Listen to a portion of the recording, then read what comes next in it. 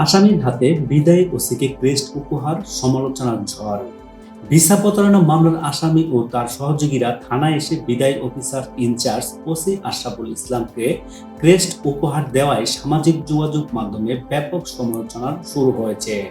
শনিবার 29 নভেম্বর এ সংক্রান্ত ছবি ছড়িয়ে পড়লে তা ভাইরাল হয়ে তীব্র প্রতিক্রিয়া সৃষ্টি করে।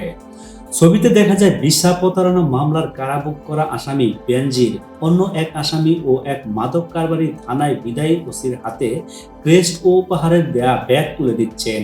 এ দৃশ্য প্রকাশে আসতেই নেটিজেনদের মধ্যে ক্ষোভ ছড়ায়। সামাজিক যোগাযোগ মাধ্যমে নানা প্রতিক্রিয়া আসে। শরীফুজ্জামান শরীফ লিখেছেন, যে সরিষা দিয়ে ভূত তাড়াবে সেই সরিষাই ভূত। আব্দুল মালেক মন্তব্য করেছেন, ওসি সাহেব লেবাসদারি।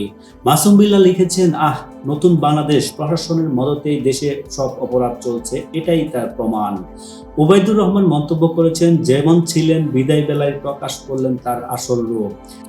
জানা গেছে, কুড়িগ্রামের নাগেশ্বরী ভুবানন্দের কুটি গ্রামের জাহেদুল ইসলাম নামে এক ব্যক্তি ভিসা প্রতারণার শিকার হয়ে 16,90,000 টাকা হারান। তার অভিযোগের ভিত্তিতে কিশোরগঞ্জ থানায় মামলা হলে আসামি বেনজিরকে পুলিশ গত 11 নভেম্বর গ্রেপ্তার করে জেল হাজতে পাঠায়। 13 দিন পর জামিনে বের হয়ে তিনি জানতে পারেন ওসি আশরাফুল বদলি হচ্ছেন। এরপর তিনি সহযোগীদের নিয়ে থানায় গিয়ে বিদায়ী ওসিকে ক্রেস্ট উপহার দেন।